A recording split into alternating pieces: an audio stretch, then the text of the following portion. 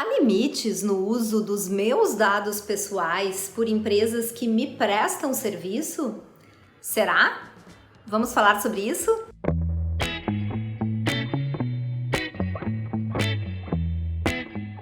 Uso e apropriação de dados por iniciativas privadas. Para falar sobre essa questão, a gente precisa ter em mente que a gente parte de uma relação que é estabelecida no nosso cotidiano por prestador de serviço e consumidor.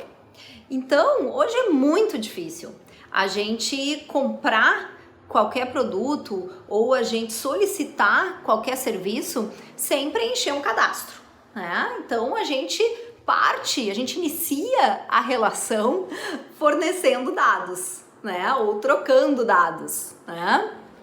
Entre um prestador de serviço e um consumidor, certo?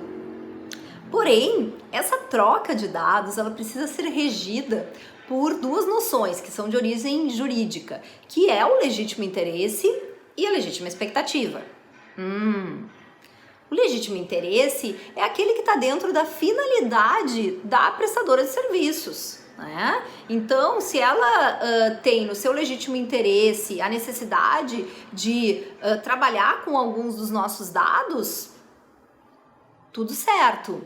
Se a gente tem uma expectativa de que esse serviço seja prestado com qualidade, da melhor forma, atingindo a finalidade para o qual a gente procurou esse serviço, joinha. Então, se dentro dessa relação tem um legítimo interesse e uma legítima expectativa, tá tudo certo, né? E hoje é muito comum isso acontecer em diversas áreas, né? Mas vamos falar em 3 casos concretos, para a gente começar a entender um pouquinho que muitas vezes, mesmo havendo o legítimo interesse, pode haver ou não uma legítima expectativa, e mesmo havendo legítimo interesse e legítima expectativa, às vezes o uso do dado ele não cumpre a finalidade, ou ele não garante a segurança, ou ele não garante a privacidade, ou de alguma forma ele pode ferir os nossos direitos fundamentais como cidadãos. Então vamos lá, 3 casos concretos, tá bem? Vamos falar sobre o caso de um recall de veículos. Bom, o recall ele tem origem na fabricante de automóveis, tá? A fabricante de automóveis, ela não tem necessariamente uma relação direta com o comprador do carro, né? Então, ela precisa recorrer a terceiros, no caso, concessionárias, né? Porque a concessionária vende diretamente para o motorista, o carro. Tem um legítimo interesse da fabricante desse carro, né, de que o automóvel tenha o melhor funcionamento possível para cumprir a sua finalidade, certo? Bom, identificou que teve um problema, então precisa acionar os compradores, né, para que esse problema seja resolvido. É do legítimo interesse desse motorista que o carro seja consertado e tenha a melhor performance possível? Com certeza. Por quê? Porque um problema mecânico pode trazer uma série de transtornos quando não provoca potencialmente um acidente ou algo mais grave, né? Então, existe sim uma legítima expectativa, né, por parte desse comprador. Esse é um caso em que a concessionária ela tranquilamente compartilha os dados com a fabricante para que a fabricante acione o comprador. Porém, é preciso observar que dados são trocados entre a concessionária e a fabricante, né? Porque elas devem compartilhar o mínimo de dados necessário para localizar esse comprador, ou seja, um e-mail, um telefone, né, ou talvez até um endereço, enfim, uma informação de localização desse comprador. Agora, ela não precisa compartilhar uma ficha completa de quais condições foram feitas as compras, né? Se esse comprador está em dia com o pagamento, né? Se ele tem uma relação longeva ou não com a concessionária. Esses são dados que extrapolam a finalidade do compartilhamento, né?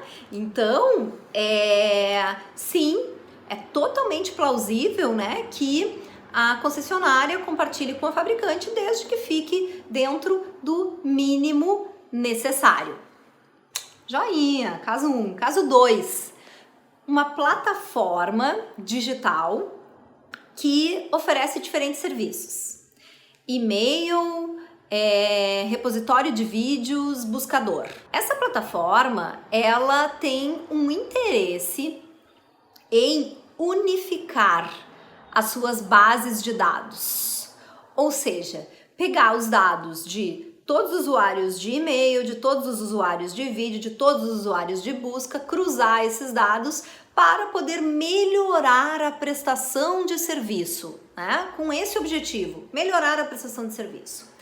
Bom, tá no legítimo interesse, né? Porque ela segue trabalhando com a atividade fim para a qual ela se propôs, né? Ela não está oferecendo um outro serviço, um outro produto, né? Para melhorar essa prestação de serviço. Então, é legítimo, né? Tá dentro do legítimo interesse dessa empresa, né?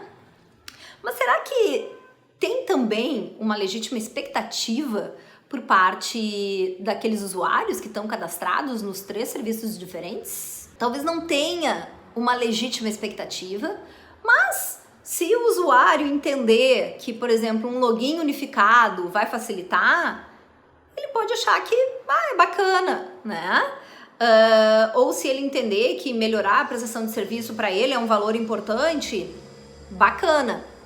Porém, ele pode entender que unificar essas bases de dados, né, possa invadir a sua privacidade, porque os dados que estão na sua conta de e-mail são profissionais e os dados do canal de vídeos é pessoal, ou vice-versa, ou ele simplesmente entende que não é interessante. Então, esse é um caso no qual essa plataforma, ainda que ela tenha um interesse legítimo, ela precisa de um consentimento dos usuários para que a expectativa dos usuários seja preenchida. Esse é um caso que precisa de um equilíbrio e de um consenso, ou seja, de uma repactuação dessa relação entre o prestador de serviço e o consumidor.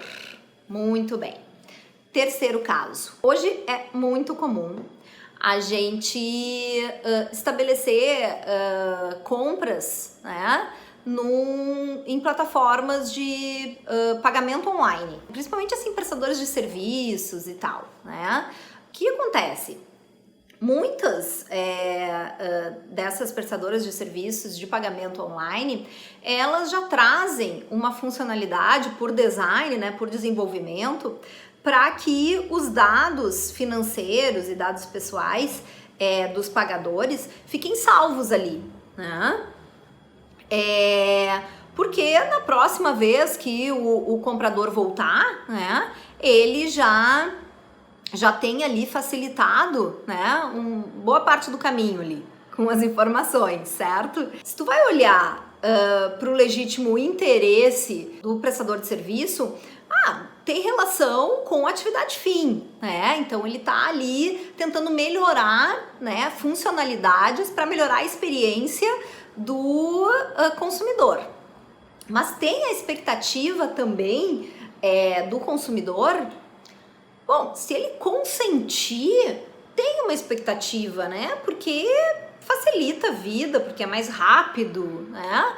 Porque ganha tempo, né? Então, motivos possíveis, né? Para que também corresponda a uma expectativa do consumidor. Porém, esse é um caso que lida com dados muito sensíveis, que são dados financeiros. E nesse caso não basta ter um legítimo interesse, uma legítima expectativa, mesmo consentida. Precisa também ter uma garantia de privacidade, uma garantia de segurança desses dados, né? Então precisa ter um entendimento de que esse serviço de pagamento online, ele não vai permitir que tenha um vazamento de informações ou que tenha uma invasão do seu sistema, né? Ou que um terceiro logue em meu nome, né? Então, tem questões que às vezes extrapolam um pouco o legítimo interesse e a legítima expectativa, né? Então precisa também estar muito atento com qual prestador de serviço nós estamos nos relacionando, né?